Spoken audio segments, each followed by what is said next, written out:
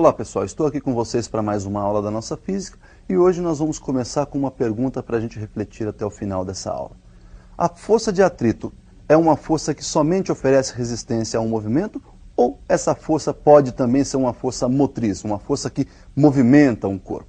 Então até o final da aula vocês vão pensando para a gente poder chegar a uma conclusão óbvia sobre esse assunto.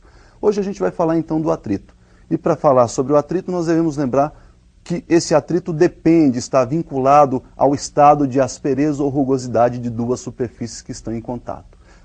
Para isso nós vamos a um visual e você vai perceber a diferença entre o atrito na sua fase estática, na sua fase cinética e na sua fase de iminência de movimento.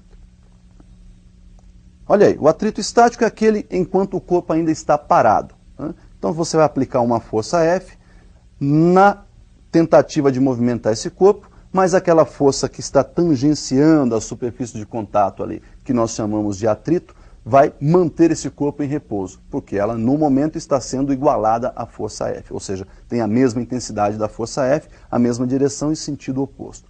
Perceba que se você for aumentando essa força F, esse atrito também vai aumentando na mesma intensidade, até que chega um momento em que ele vai atingir um valor máximo. Esse atrito estático no seu valor máximo passa a ser chamado então atrito de destaque. Percebam então que quando você atingiu o atrito de destaque, a sua força F está ainda na sua intensidade, na intensidade igual à intensidade do atrito de destaque, e esse corpo está na iminência de movimento. Perceba agora que se você aumentar um pouquinho mais a força F, esse corpo começa a se deslocar. E quando ele está então em deslocamento, o atrito passa a ser chamado de atrito cinético ou atrito dinâmico. Perceba então que agora, no movimento, a força F é maior que a força de atrito. Bom, então como nós vimos, o atrito passa por três fases, né? Ele passa lá pela fase estática, enquanto o corpo está em repouso, depois ele chega no seu valor estático máximo, que é quando o corpo está na iminência de movimento, e por fim ele passa então a ser chamado de atrito cinético ou atrito dinâmico, quando o corpo está já em movimento. Percebam que essa relação entre os atritos, a gente pode fazer isso aí graficamente, a gente pode relacionar essas três etapas graficamente. Vamos observar então como é que fica tudo isso lá no gráfico. Percebam aí que no eixo vertical eu tenho a força de atrito, no eixo horizontal eu tenho a força motriz F, e percebam então que conforme eu vou aumentando a força F, nós temos um aumento também da força de atrito. Olha lá, nós temos uma reta crescente, 45 graus, porque enquanto o corpo permanece em repouso, a força motriz e a força de atrito têm as mesmas intensidades. Quando atinge o ponto máximo dessa reta crescente, nós temos lá o atrito de destaque. Consequentemente, o corpo está na iminência de movimento. Agora perceba que quando esse corpo entra em movimento, o atrito cai. O atrito cinético ou dinâmico ele passa a ser um pouco menor que o atrito de destaque. Isso é porque conforme aumenta a velocidade, o contato entre os corpos diminui. E com essa diminuição de contato entre os corpos, diminui também o atrito. Perceba então que o atrito estático que nós vamos utilizar aí é sempre no seu valor máximo. E, consequentemente, quando a gente fala de coeficiente de atrito, esse coeficiente vai ter um valor estático e um valor cinético ou dinâmico. Perceba então que o estático vai ser sempre maior, ou em algumas situações nós vamos considerar que esse atrito estático e cinético são iguais. Por isso, o coeficiente de atrito estático é maior ou igual ao coeficiente de atrito cinético. Então nós vamos observar aí que se a força F for menor que o atrito de destaque, o corpo permanece em repouso e a força F então tem a mesma intensidade da força de atrito. No momento em que essa força F passa a ser maior que a força de atrito de destaque, percebam então que o atrito passa a ser cinético e o corpo então agora entra em movimento. Bom, perceberam então que as possibilidades de atrito, nós falamos, são duas. Esse estático é sempre o valor máximo, então nós não vamos utilizar nenhum atrito estático inferior ao destaque, e sempre que o corpo estiver em movimento, o atrito passa a ser o cinético. Qual seria a relação matemática para você calcular essa força de atrito? Então nós vamos visualizar essa expressão matemática. Olha lá, a expressão matemática relaciona a força de atrito com a força normal. Portanto, a expressão matemática ficaria mais ou menos assim, olha. Força de atrito igual ao coeficiente de atrito multiplicado pela força normal. Se o atrito for estático, ou atrito de destaque, nós vamos multiplicar o coeficiente estático pela força normal. Se o corpo já estiver em movimento, ou seja, se o atrito for cinético, nós vamos multiplicar o coeficiente de atrito cinético pela força normal. Bom, pessoal, essa força normal, o que vem a ser essa força normal? Bom, é simples da gente perceber. Se você tem uma superfície de contato e você vai apoiar sobre essa superfície um corpo, faça isso colocando o seu dedo ali no meio. A força que esse corpo de cima e o corpo de baixo estão aplicando no seu dedo, comprimindo o seu dedo, é a chamada força normal. É a força que esses corpos estão trocando no momento. Essa força normal tem uma característica, ela é sempre perpendicular à superfície de contato. Bom, então vamos a dois exemplos de força normal.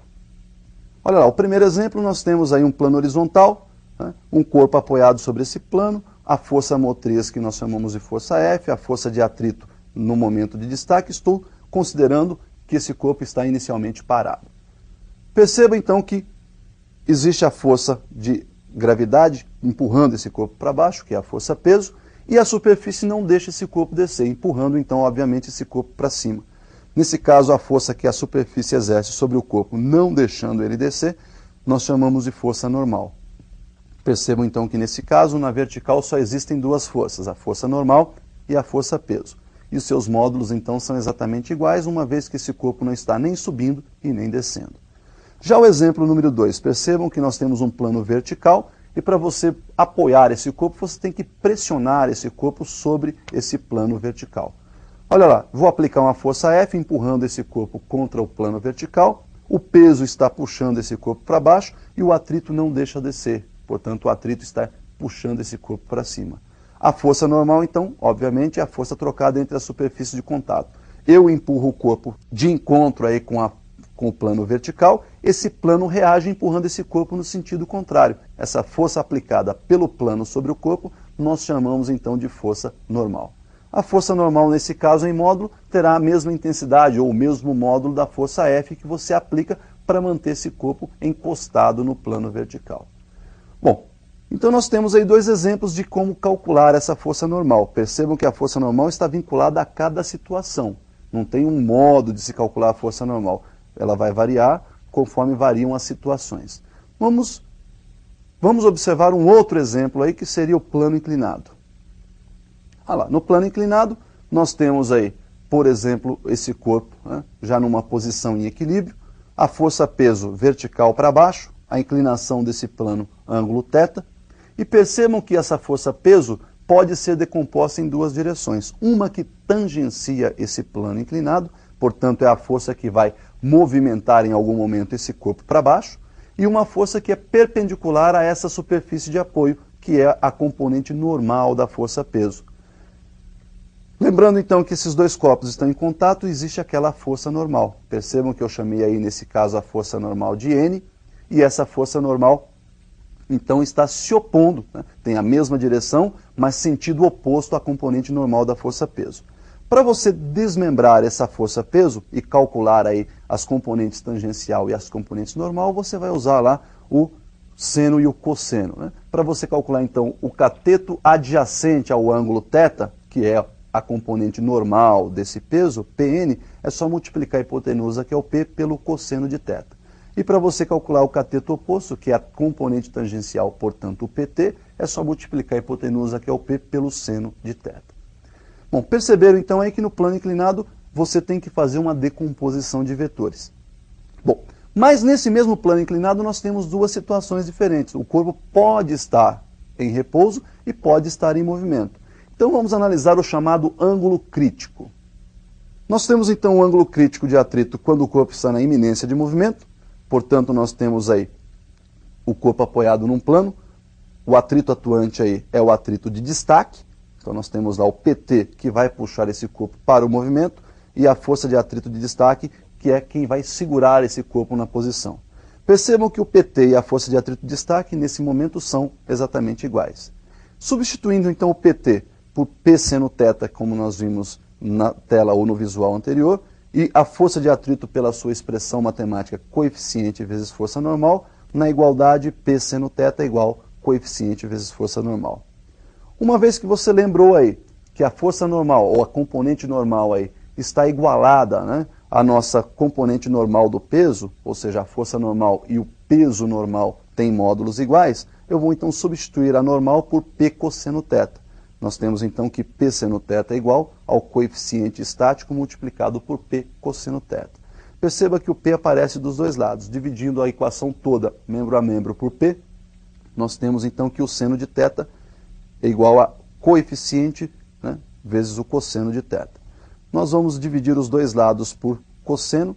Nós temos então que o coeficiente é seno de θ sobre cosseno θ e, consequentemente, o coeficiente aí seria a tangente do ângulo θ. Então nós vimos aí o ângulo crítico, né, de atrito quando o corpo está na iminência de movimento. E quando esse corpo começa a se movimentar com velocidade constante? Então vamos ao novo visual. Quando a velocidade então é constante, nós temos aí o corpo em movimento, né? Essa velocidade vai manter-se constante em módulo, direção e sentido, e a nossa componente tangencial será igual ao atrito cinético aí agora, força de atrito cinético, porque ele está em movimento. Percebam então que igualando PT à força de atrito cinético, nós vamos substituir o PT por P seno novamente e a força de atrito cinética por coeficiente cinético vezes força normal. Lembrando que a força normal é igual a componente em módulo, igual a componente normal da força peso, nós temos que P seno θ é igual ao coeficiente cinético multiplicado por P cosseno θ. Dividindo os dois lados da equação, os dois membros da equação por P, seno θ é igual a coeficiente vezes cosseno θ, daí então nós temos que o coeficiente é seno sobre cosseno e novamente o coeficiente de atrito cinético igual a tangente de θ.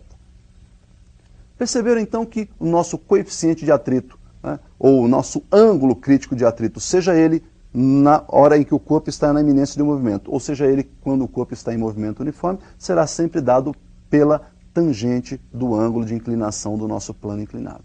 Bom, lembra da perguntinha inicial? Se nós podemos então agora, depois de tudo isso esclarecido, responder aquela pergunta. Olha lá. Será que a força de atrito é simplesmente uma força de resistência, que oferece resistência ao movimento, ou será que ela pode ser uma força motriz?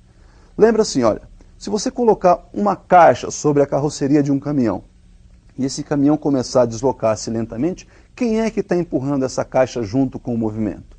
É exatamente o atrito existente entre a caixa e a carroceria do caminhão. Portanto, nesse momento, o atrito é quem está empurrando essa caixa. Consequentemente, o atrito também pode atuar como uma força motriz. Por hoje, então, é só. Até uma próxima.